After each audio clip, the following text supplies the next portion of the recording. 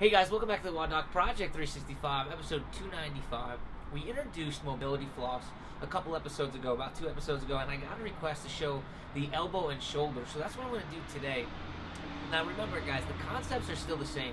What is the band or the mobility floss trying to do? It's trying to cause compression from the outside, which is going to compress tissue against the bony structures, and then what we're going to do is we're going to move the appendage, or in this case the elbow, the arm, back and forth, elongating and shortening those tissues, and that's going to create shear within those tissues and give us that mobility factor that we're looking for.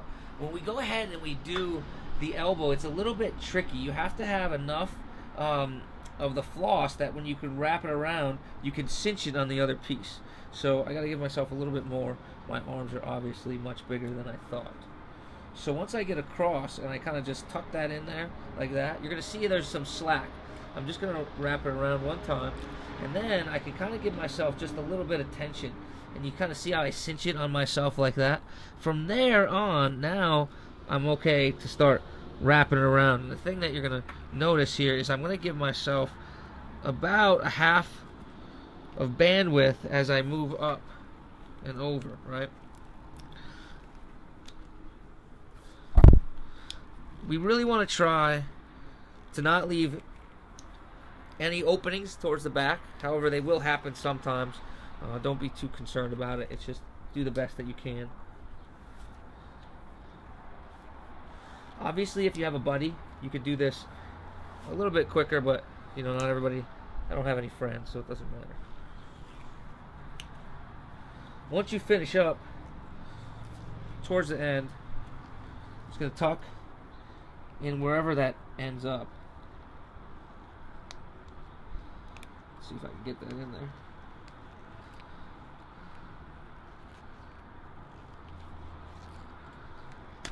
Oh my gosh, that's okay. Hold on.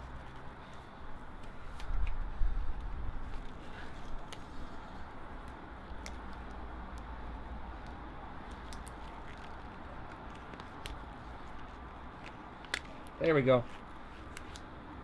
Man, that was some difficultness, right? Anyway, here's what we're going to do. We have this all wrapped up. This is causing that tight compression over top the elbow, smashing those structures together. What I could start by doing is literally just flexing and extending the wrist. Now, I would ideally do this with a straight arm, but remember, I broke this arm, so this is as straight as it goes, right? So I'm going to do this with a straight arm. I'm just going to flex and extend the wrist, right? Once I do that, I'm basically flossing the bottom and top of these structures, the anterior and posterior structures. From right there, I can go this way, ulnar and radial deviation. That's going to floss the inside and the outside, or the medial and lateral structures, radial or ulnar structures, however way you want to look at it. From right there, I like to flex the wrist and then flex and extend the elbow. Then I do the same thing. I hold the wrist into extension and I flex and extend the elbow. How many passes would you say I'm doing of each? I'm doing about 20 of each of these. I'm doing about 20 of each of the flexed elbow and the flexed wrist and the extended wrist. So about 40 passes total, or 60 passes if you add the wrist together. Finally, what I'm going to do is I'm going to bring myself up into that front rack position, and I'm really just going to work on flexing up into that position. I'm going to do about 20 reps of that as well. And then by that time, hopefully I didn't lose circulation into my hands. You can start to see that I get a little weight there. So I'm going to unwrap it, unravel it, and feel that blood rush back into the appendage, okay? And then obviously test, retest, whichever one I did first. Ideally flexion and extension, and again that front rack position. That's how I floss the elbow. One more time, just a quick recap. Flex, extend the wrist, flossing the anterior and posterior structures, ulnar radial deviation. And then with the flexed wrist, elbow extension and flexion. With an extended wrist, elbow extension and flexion.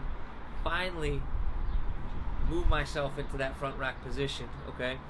Do each one of those steps 20 times, and that should complete your elbow flossing. Guys, until tomorrow, we're optimizing function to optimize performance.